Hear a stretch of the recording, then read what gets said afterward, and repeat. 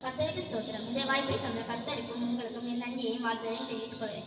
இனி நம்ம தியானிக்க போறது என்னன்னா, உனக்குள்ளதை பற்றி கொண்டது. உனக்குள்ளதை பற்றி கொண்டதுன்னா என்னது? அதான் நம்ம இன்னைக்கு தியானிக்க போறோம். நான் ஒரு வசனம் வாசிக்கிறேன். வெளிப்படுத்தின விசேஷம் 3ஆம் அதிகாரம் அதனுடைய 11வது வசனம். இதோ சீக்கிரமாய் வருகிறேன், ஒருவனும் உன் கிரீடத்தை எடுத்துக்கொள்ளாதபடிக்கு அதை உனக்குள்ளதை பற்றி கொண்டது. உனக்குள்ளதை பற்றி கொண்டது அப்படின்னா ஏசப்பா அதுல ஒரு வார்த்தை சொல்லியிருக்காரு. வெளிப்படுத்தின விசேஷம் 3ஆம் அதிகாரம் அதனுடைய 11வது வசனம்.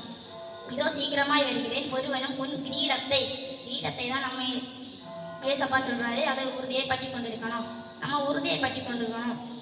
ஏசப்பா இதை பிலதெல்பியா சபைக்கு ஏன் சொல்றாருன்னா, இதுக்கு முன்னாடி அவங்களுடைய கிரீடத்தை பற்றி கொண்டு இருக்கல. அதனாலதான் ஏசப்பா இதை பிலதெல்பியா சபைக்கு சொல்றாரு. பைபிள்ல 2 இடத்துல ஒரு வசனத்தை சொல்லப்பட்டிருக்கு. நான் அதை வாசிக்கிறேன். 1 கொரிந்தியர் 3வது அதிகாரம் 1 கொரிந்தியர் 9வது அதிகாரம் அதனுடைய 25வது வசனம். அதுல சொல்லப்பட்டிருக்கு, அழிவுள்ள கிரீடம், இனி ஒன்று அழிவில்லாத கிரீடம். நமக்கு அழிவுள்ள கிரீடம் வேண்டாம், அழிவில்லாத கிரீடம் தான் வேணும். அழிவில்லாத கிரீடம் இந்த நம்ம உலகத்தை நாமே தேடிக்கொள்கிறது. அழிவில்லாத கிரீடம் ஏசப்பா நமக்கு இந்த பூமியில தருகிறது.